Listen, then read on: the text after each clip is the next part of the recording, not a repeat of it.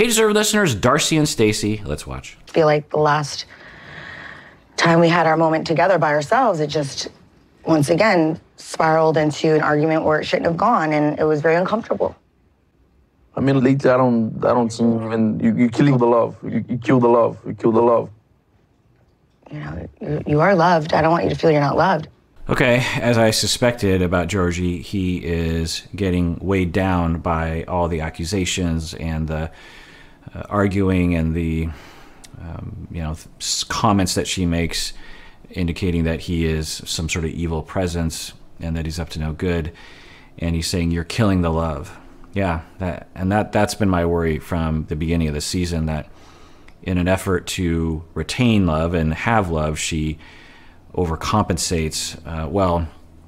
In an effort to preserve love, I guess I should say, she goes too far by going on these witch hunts and ends up losing love. And so that's what's happening. And I think for Georgie, it's hard for him to communicate about that. Instead of saying something like, "Honey, I want you to trust me. I realize that you don't sometimes, and but the things you say to me, it really hurts. I mean, to believe that I would say those things, to think that I would purposely try to ruin your day before your daughters show up. I get that I say mean things sometimes, and I do, but the conclusions that you draw about me are just so over the top and so hurtful to me.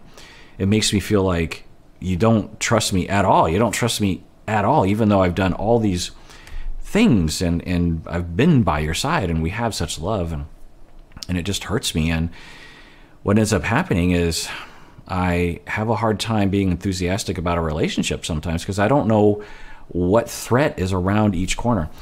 Maybe something like that, but he's more reserved, which I think is a pro in that he doesn't react to her prods, if you will, but it's a con in that he can't be more forthcoming about what's happening with him. He's not being very helpful in the way he's talking. He's not being expansive about his experience.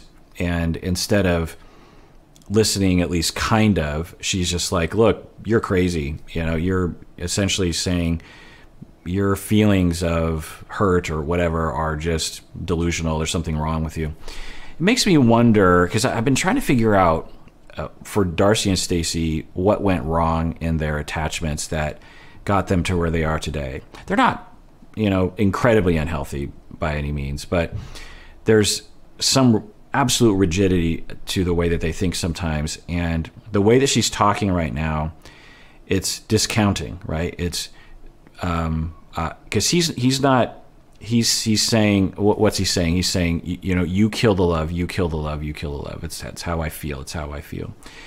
And instead of slowing down, which, I get it on some level, but the mode that she goes into is, there's something wrong with you, and this is your problem. This is your insecurities, not my problem. You just have to wonder how often she was told that as she was growing up. Oh, that's not the truth. Sometimes our arguments for little things become in different direction, because sometimes when she talks, she sounds condescending. I'm not a little kid. I don't need my mommy to tell me what to do. You tell me I'm here because it's convenient for me. Right, so I think that given what we've seen, he absolutely has a valid complaint that you think I'm just here for what's convenient to me, when I actually put up with a lot of crap from you. So you make it seem like I'm this child, like I'm just mooching off of you all the time, and that hurts my feelings. Okay, but we're also hearing that she talks down to him according to his point of view. But this episode's interesting because I think we're starting to see maybe what's happening away from the cameras. There's more bickering. We've seen his potential for bickering, for being passive and unfair about his statements towards her. And so behind the scenes, I imagine what's happening is they're just involved in regular bickering that happens in a lot of relationships, but it doesn't go very well because they can't really recover from it. And that's often the key, is couples will bicker. Couples will hurt each other. They'll raise their voices, and bad things will happen sometimes. And we can expect that those happen, But how do you recover from it? Do you go to the person? Do you take the high road? Do you hug and say, I'm sorry, and then the other person apologizes? How do you recover from, how fast do you recover from it? That kind of thing. So I'm guessing that they're not having very effective recovery from those events. I also think that behind the scenes, he's being much more bickery back to her. And all that we saw in the past few episodes was a symptom of that stuff that was happening behind the scenes. That's my guess. I would guess, though, that the two of them love each other and want it to work out, though. I don't think it's some evidence that they don't want the relationship. But quarantine, they have a hard time communicating in healthy ways. Bickering starts, worry starts, triggering starts, and it's off to the races. Because it's convenient for you to be in my life because you choose to be when you just want to be. Like, what is convenient? What is convenient? Because I have roof and it's convenient. Move to Connecticut. I don't know no one. I'm stuck. I don't have no family, no friends. I have nothing. I'm stuck all day. Nothing is me convenient to be here. Actually, I don't want to be here. So this looks like it's starting to fall apart, which is unfortunate. I think it makes sense given what's been happening this season.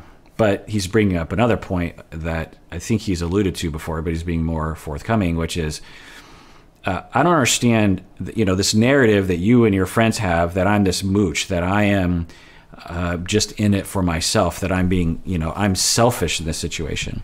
How is it selfish to give up your job, to give up your town, to give up your apartment, to give up your friends, to move into your world, to accommodate you, to have nothing to do anymore? I'm just stuck at home all the time. How is this some sort of scheme of mine to what? To ruin my life? I'm here. I did all those sacrifices because I loved you and I wanted to be with you, not because I'm trying to get some, what life do you think that I'm gaining by making all these sacrifices? But I will say that this is getting a little unfortunate, the way that they're talking to each other. And I guess actually the factor is that Georgie is starting to participate in the negative talk that in the past, at least we could depend on Georgie to absorb and be patient, but now he's starting to participate as well. And sometimes I feel like the only person I can go to when we're having our disagreements behind closed doors is your ex. She's been in my shoes. And she's reached back out and said that I should probably walk away and I deserve better. So, yeah, this is somehow, I don't know, I just thought that they'd be able to pull it out. I don't know why I thought that, but it looks like this is the beginning of the end.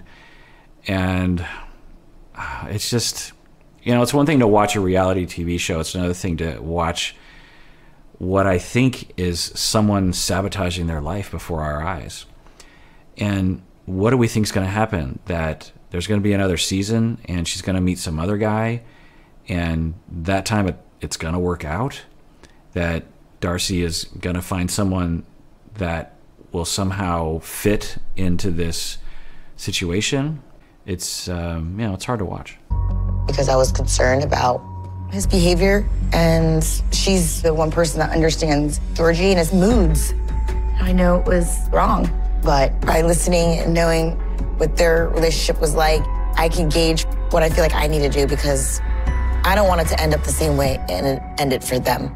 So she is, I think, going behind his back, or maybe he knows about it, which if it's behind his back, then that's uncool. You want to say, so is it okay if I talk with your ex? Is that all right? And what Georgie is saying is that she is not unbiased. She has a biased opinion of me. She, as a lot of exes will, a lot of us, our view of our past relationships, our past partners, are probably not exactly extremely differentiated and balanced. So the fact that Georgie's ex is readily accepting negative points of view about Georgie shouldn't surprise Darcey. But, there is some utility to reaching out to someone's ex and having conversations, but you just have to put that in perspective anyway. But Darcey is also talking about these moods that Georgie gets into, and she's now saying, like, you're closed off from me, there's no eye contact. And we've seen bits of this from the beginning of the season when he had the hood up and the sunglasses on. I think it's his way of coping. It's not functional. It's an extension of the silent treatment when you are upset and you don't trust the other person with being able to be direct, or you're not in connection with your own feelings. A thing that often people will resort to is to just be in a bad mood. And the delusion is that, well, I'm just in a bad mood because the person hurt my feelings, and that's why I'm acting this way. Almost all the time, it is not that. It is, I have no other way of communicating that I'm really hurt and angry at the other person, and so I'm going to do it in this withdrawal way. I'm going to withdraw myself from that person because I know it's going to bother them, and I have this fantasy that they will interpret it correctly and say, oh, I must have hurt them earlier. I need to not do what I did earlier. That almost never happens, because how could you read someone's mind in a situation like that? And we've seen signs that Georgie might participate in that.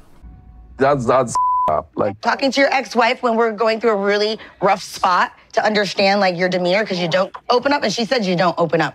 So he's saying it's effed up, and she's like, what? It's effed up to talk, with your ex when we're going through a tough time.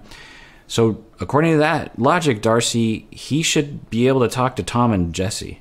Do you want him to talk to Jesse about you? Do you think he should listen to Jesse about you? Because I'm pretty sure you're not going to be cool with that. I can tell why. I'm doing to fix this relationship, but he's doing to push me away, because by doing things, you think you're right, but you're right for yourself. But you don't think how I feel. You don't think how this is going to affect our relationship.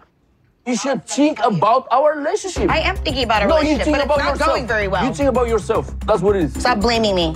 So I think what Georgie is, he's having a bit of a meltdown right now, I think, which is understandable. But I think what he is saying is, you don't care about me. I get the feeling like you never think about how it's affecting me. Like, let's use the example of the friend of a friend of a friend who heard something.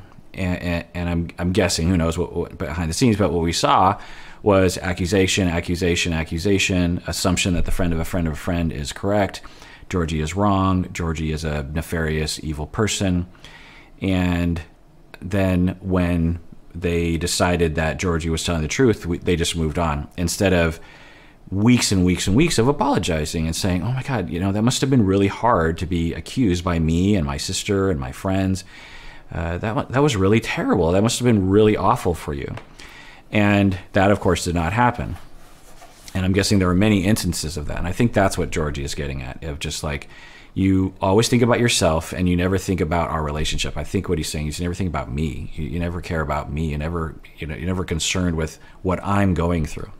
I tried to give you love, you're just kind of pushing the love away. You're love bombing me. This is not real love. You're the one always with the questions, with the... You're love bombing me. Okay, so actually, this is another one of those terms that has become quite internetized, if you will, like gaslighting. And I'm going to do an episode on gaslighting soon. It might actually already be out. I mean, I've already done episodes on gaslighting, but I'm going to do a new one anyway. So love bombing, and as you know, I've done a couple deep dives for patrons only, I believe, on love bombing, and Big Ed, by the way. So love bombing is usually, so the behavior of love bombing is when someone at the beginning of a relationship moves really fast, is showering you with love and compliments and security and, just love, I'm so into you. The person's just coming at you hard and fast. They want to be with you all the time. They love everything about you. They think you're the best thing on the planet. And you're just like, whoa, like this is a lot of love. This feels good. I kind of feel like we're moving a little fast, and I'm being coerced kind of into moving fast, but that's okay because it feels good. The vast majority of the time, the love bombers of the world are not doing it on purpose. They are doing it because they're just legitimately, infatuatedly in love with someone, or they have relational traumas that cause them to be extremely idealizing of new relationships. And there are other reasons too. You can listen to my deep dive. But the vast majority of the time, love bombing is not voluntary. The person feels very much in love and compulsively attracted to someone else, and they can't help it. They're just like, please, I just want more and more of you. This feels so good, because often they have an idealized vision in their mind of what the relationship or what the person is, and it's not reflective of reality. you know, if you go your entire life without any attachment security, and then you meet someone and it feels like this might be the one, it's like an oasis in a desert of no water. You finally have water. You're gonna try to drink up all the water in the oasis, right? So that's usually what's happening with love bombing. There's a few, you know, percentage of cases of love bombing where the person is doing it as a con artist. They're psychopathic. They're trying to manipulate someone else. They set out at the beginning of a relationship like, I'm going to get this person by love bombing them. And I'm sure y'all know Big Ed with Liz and with Rose. I can't know what's in Big Ed's heart, but my suspicion is that he was doing it involuntarily. He was love bombing Rose and Liz, because remember, Liz was like, this is moving too fast, and I think Ed was doing it because out of desperation, out of a defense, out of a desperate need for closeness. Now, it didn't work out in the end, obviously, but and you can actually see, you know, I watched The Single Life when it was on Discovery Plus a while back, but now it's actually airing on TLC, so you can actually watch that this season. But anyway, so Darcey is accusing Georgie of love bombing her. So I think what she is referring to is, you know, internet discourse around someone is saying they love you and getting in, sort of involved in your life so that they can manipulate you. And that does happen for some people, where psychopaths will actually try to con you. That's extremely rare. So it's interesting that she's throwing out that idea. It's possible that he is a con artist purposely love bombing her. But it doesn't seem likely. Even the other form of love bombing, it doesn't seem likely, because she was saying, you know, give up your job, give up your place, move to Connecticut, move in with me. She was the one. If anyone, it was her that was love bombing. She was, you know, when are we gonna get married? Are you gonna propose to me? And he was willing to go along with it. So if anyone love bombed, it was her. But I don't think we need to have that term with this couple. Right now. So I'm going to make an executive decision here. And this is the time that I'm focusing on me, and I'm not looking back. Because you know what? I will be a boss babe, and I'm going to take care of myself and my kids and my life. And I know what I deserve. And I hope that you use this time for yourself and grow and do whatever you need to do. I'm going to Turkey, and I'm going to embark on a journey like never before. So we've seen this mode before with Tom and with Jesse. It's a mode of, I deserve better. We've seen it this season as well. It's a mode of women empowerment, and obviously there's nothing wrong with women empowerment and asserting your needs and self-protection. But and with Jesse, you could claim that it was absolutely called for. But with Georgie, you know, it's just unfortunate, because I think what's happening is they're having regular bickering that is triggering the two of them, that is, you know, becoming bigger and bigger over time. And now we're right back where we ended with all the other relationships. Trust me, when I come back, you'll see a whole new Darcey, and it starts from within. Okay. That's an interesting statement. I'm going to Turkey to change my outside, and it starts from within. So that's interesting. I wonder if she sees it that way. And I've been wondering about this, and I wonder if we'll see some of this through the next few episodes, of when Darcey feels insecure, when she has low self-esteem, when she feels unlovable. Does she turn to procedures, medical procedures, as a fantasy solution to that problem? As a way of, I can look in the mirror and see, look how acceptable I am. Ooh, I have a wrinkle. That means I'm unacceptable. I need to change that. You know, certainly people can have that problem. I don't know if Darcey and Stacey have that problem. I can't know that. But we might be seeing some of that in this season. And I've avoided talking about this topic throughout my time reacting to Darcey and Stacey, I believe, because there's a lot of discourse on the internet, particularly from men, particularly from older men, commenting about women and their practices with medical procedures of like, that's gross, or you shouldn't do that, or d. And my take is, people are allowed to do what they want to do. You know, if someone wants to get a tattoo, if someone wants to pierce their ears, if someone wants to have a medical procedure, then that's they're right, and they can do whatever they want to their bodies. It's their body. It's what they want to do. And for me to comment on it is, silly. I wouldn't want anyone to comment about, the way that I comb my hair or the shirt that I'm wearing or something. I mean, do I want people commenting on it? If it was I'm sure that Darcey gets a lot of comments. Like her dad was saying that, he didn't approve of it, that sort of thing.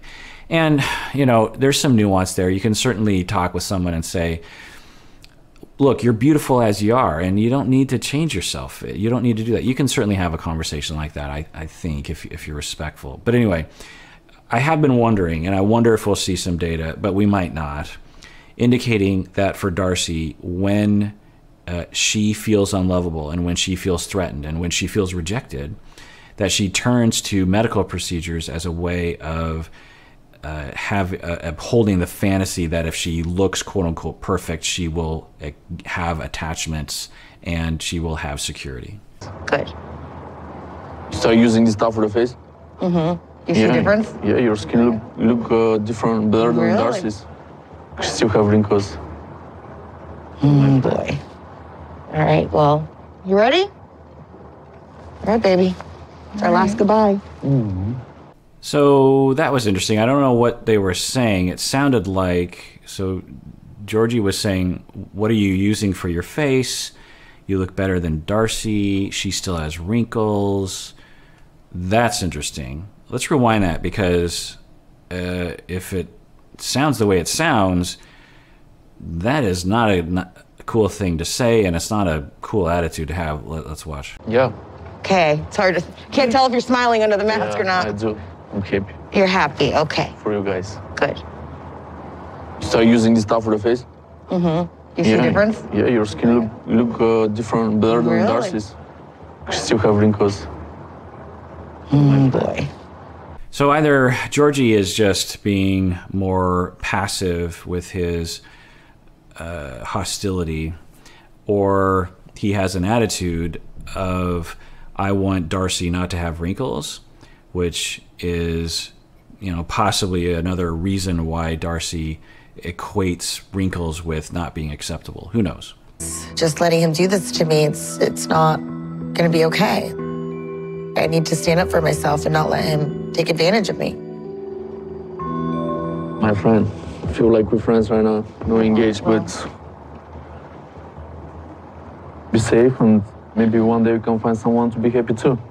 Wow, okay, so I think what he's saying is they've broken up. He's saying, you're a friend, I'm gonna tap you, a friend hug, and I hope one day that you can find someone to make you happy. Yeah, I mean, I guess it makes sense. I mean, she did upstairs when they were in the room essentially intimate that the relationship was over. But he was kind of intimating that as well. So are we witnessing the breakup right now? You haven't been happy in this relationship since day one. You always complain, never been happy, but... Well, I just think that we both need to figure out what we both truly want and need and deserve. I hope that you can have that time for yourself to discover what you need and want. I think what she is saying is, I hope we're not broken up, and I hope that our time away from each other will cause you to somehow be different so that I won't feel insecure anymore, which I don't think is going to happen. And I think what he's saying is the relationship is over. Sad. Sad. Right now, I don't even feel like Georgie loves me. I know we've had our ups and downs, but it still hurts. I don't need to be treated that way, and I won't let any man talk to me the way he talked to me. Right, there it is again. I would hope, there's nothing wrong with women empowerment, obviously. There's nothing wrong with wanting to be treated better. It's just the narrative that she has about it. And if I were their therapist, I would say, yes, you absolutely deserve to be treated better. You deserve to have a relationship that feels better to you, that feels more secure. But the narrative that you have that he is somehow counter to women empowerment, that he is somehow trying to manipulate you or something, that he's out to get you, that assumption is maybe applies today because the relationship has gone so far from where it used to be. But that reaction doesn't lend itself towards working things out, because it's almost like as soon as he starts to express his needs and his complaints, albeit in a not so healthy way, she interprets it as, I am being abused. I'm an abused woman, and I deserve to push back on that. He's an abusive. She's not saying those words, but it sounds to me like it's in that category. Instead of saying, okay, what's going on right now? What does he want? What are his complaints? What's his requests? What are his feelings? Maybe if I understand him better, then we can understand each other better and we can work this out. So it's unfortunate that she has that sort of rigid mode that she falls into whenever he starts to bring up some complaints. In the past, we could imagine that it was accurate, maybe with Jesse, that she could say, look, I'm being treated badly as a woman, and I don't deserve this, and I'm going to push back on that. With Jesse, we could say, yeah, that made some sense, but with Georgie, I don't think it applies. And I'm just trying to think if there was ever a time when Darcey said something like, I wonder what I have done wrong, mistakenly, to hurt Georgie, to cause him to do this. There doesn't seem to be any indication of that question mark in her mind. Maybe she has it. Maybe we'll hear it. Let's watch. I just need to just breathe, take a moment, and live in the present moment. And I just want to feel free. And I feel free right now. I'm ready to fly. Seriously, I'm ready to go. Because I don't want to be hurt by that man. Don't want to be hurt by that man. It's an interesting presentation that we're getting. She's saying, I feel free, I feel fine, I'm okay. And then as she starts to allow herself to feel things, she starts to feel the feelings. And I'm not going to allow myself to be hurt by him. I'm not going to allow myself to be hurt by that man. And I'm reminded of this narrative as well that she's had of everything's fine, I'm going to be fine, everything's fine. This that lend itself to the hypothesis that underneath it all, maybe on a constant basis, she does not feel fine. She does not feel okay. She does not feel acceptable. She does not feel loved. She does not feel secure. And she's doing a lot of different things to try to account for that, none of which actually work. Don't deserve that. It's just me and you. Like old times.